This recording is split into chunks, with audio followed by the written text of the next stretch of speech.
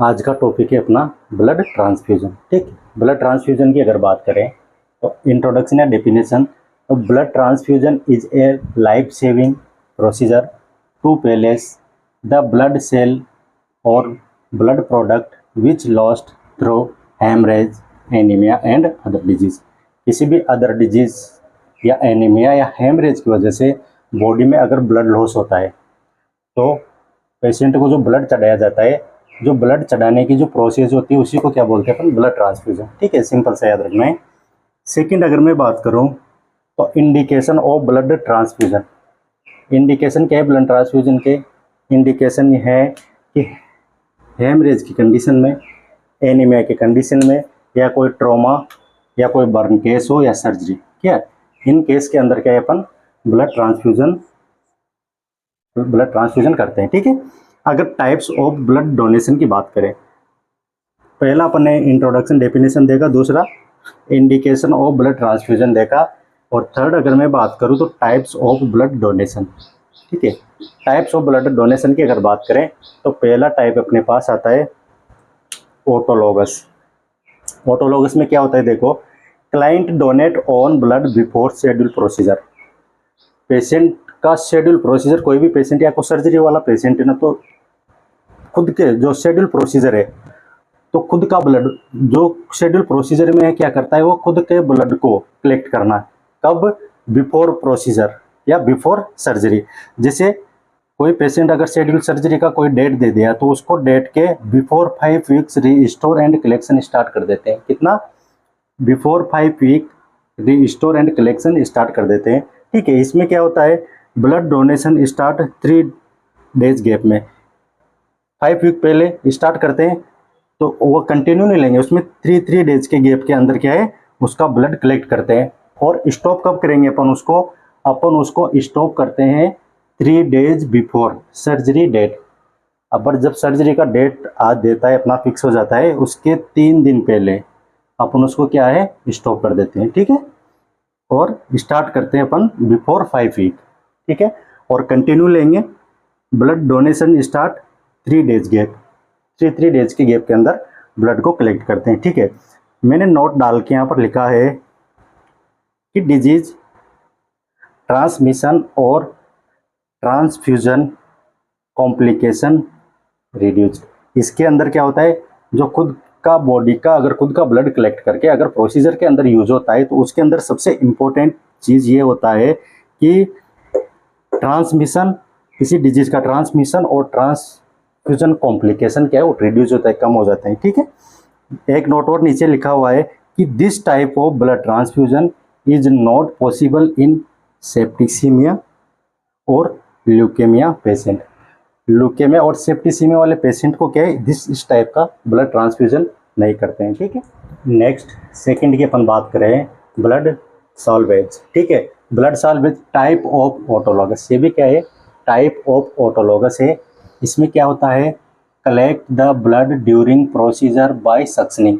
उसमें क्या करते हैं, प्रोसीजर से पहले ही कलेक्ट करते हैं। ठीक है, और इसमें क्या करते हैं, collect the blood during procedure bye suctioning.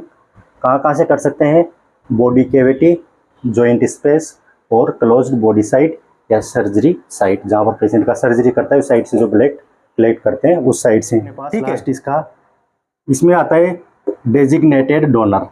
ये सबसे ज़्यादा यूज होने वाला है डेजिग्नेटेड डोनर। इसमें क्या होता है, compatible donor select by recipient. ठीक है, इसमें compatible donor select by recipient. ठीक है, तो डेजिग्नेटेड डोनर का पता है, ये सबसे ज़्यादा यूज। डेजिग्नेटेड डोनर थर्ड है, ये सबसे ज़्यादा यूज होने वाला है। इसमें क्या होता है, इसमें compatible donor select by recipient. Okay, next अपन बात करने वाले सबसे important types of blood components. ठीक है, 3 अपने कंप्लीट हो गए, तो 4th अपने आ रहा है टाइप्स ऑफ ब्लड कंपोनेंट में सबसे पहले अपन बात करेंगे होल ब्लड की। ठीक है, इसके अंदर क्या होता है, 1 यूनिट के अंदर कितना 35 ml ब्लड होता है, जिसके अंदर 300 ml ब्लड रहेगा। कितना रहेगा, 300 ml ब्लड रहेगा और 50 ml एंटी कोएगुलेंट रहेंगे। होल ब्लड की बात कर रहा हूँ 1 यूनिट में 350 ml होता है, ठीक है। इसमें से 300 ml ब्लड और 50 ml एंटीकोएगुलेंट जो उसको क्लॉट होने से बचाता है, ठीक है। मैक्सिमम स्टोरेज टाइम याद रखना है, सब क्वेश्चन है ये एग्जाम में पूछे हुए क्वेश्चन है, सब क्वेश्चन इनको अच्छे से याद रखना है।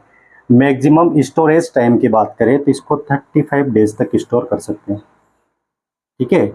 मैक्सिमम स्टोरेज टाइम इसका 35 डेज।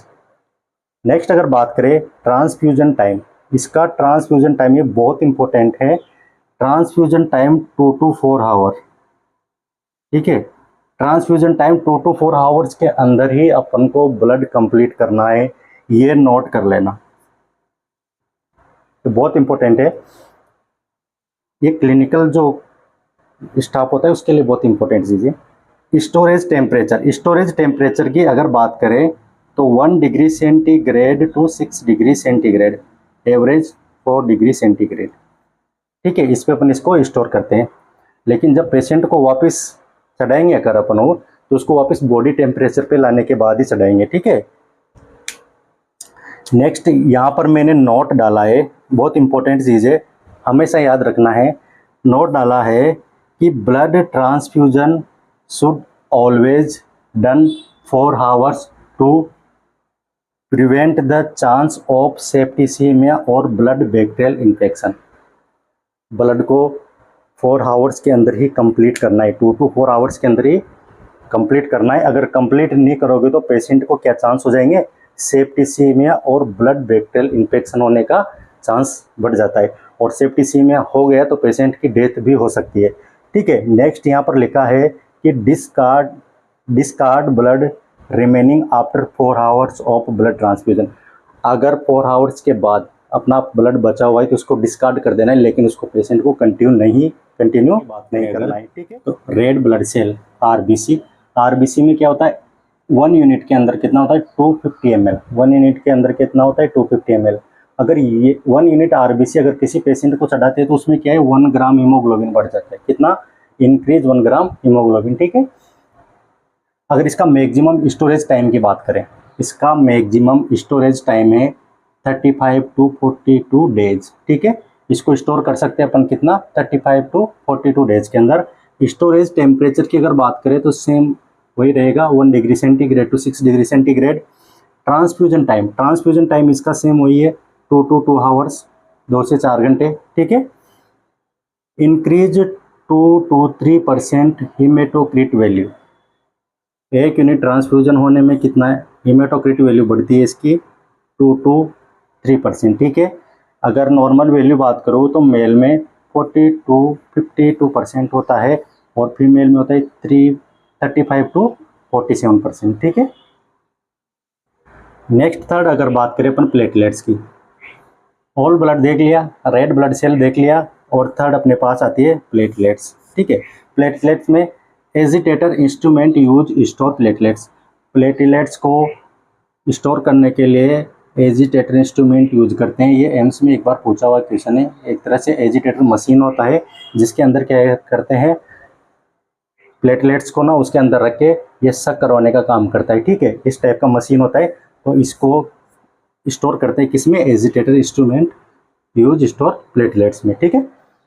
अगर किस कंडीशन में प्लेटलेट्स पेशेंट को चढ़ाया जाएगा, एक तो थ्रोम्बोसाइटोपिनिया, इसलिए बोल रहा था कि ब्लड इसलिए मैंने पहले पढ़ा है, ब्लड को एक बार अच्छे से पढ़ लेना। अगर ब्लड नहीं समझ में आएगा तो आपको ये सब चीज़ें ब्लड डोनेशन में भी बहुत प्रॉब्लम होने वाली है, ठीक है। तो एक बार ब्लड को सारा कंप्लीट देख लो, उसके बाद ये अच्छे से समझ में आएगा कि थ्रोम्बोसाइटोपिनिया क्या होता है, ठीक है।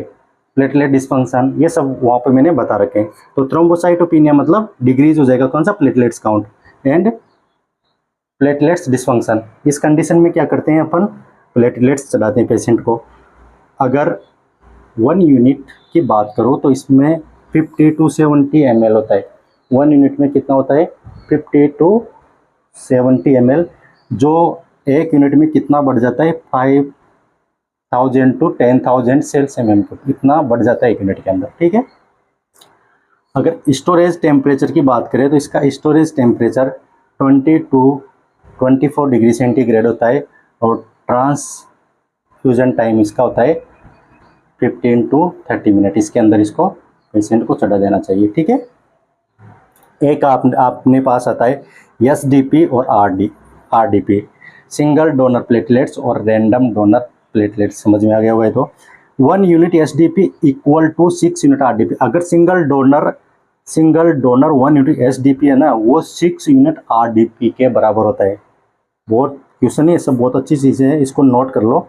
और 1 यूनिट आरडीपी में कितना बढ़ जाता है, 5000 से 10,000। और देखो 1 यूनिट एसडीपी में कितना बढ़ जाता है प्लेटलेट्स काउंट, 40,000 से 50,000। ठीक है, ये हो गया प्लेट। और की अपन बात करें वाइट ब्लड सेल WBC, इसके अंदर 1 यूनिट में कितना होता है, 400 ml होता है।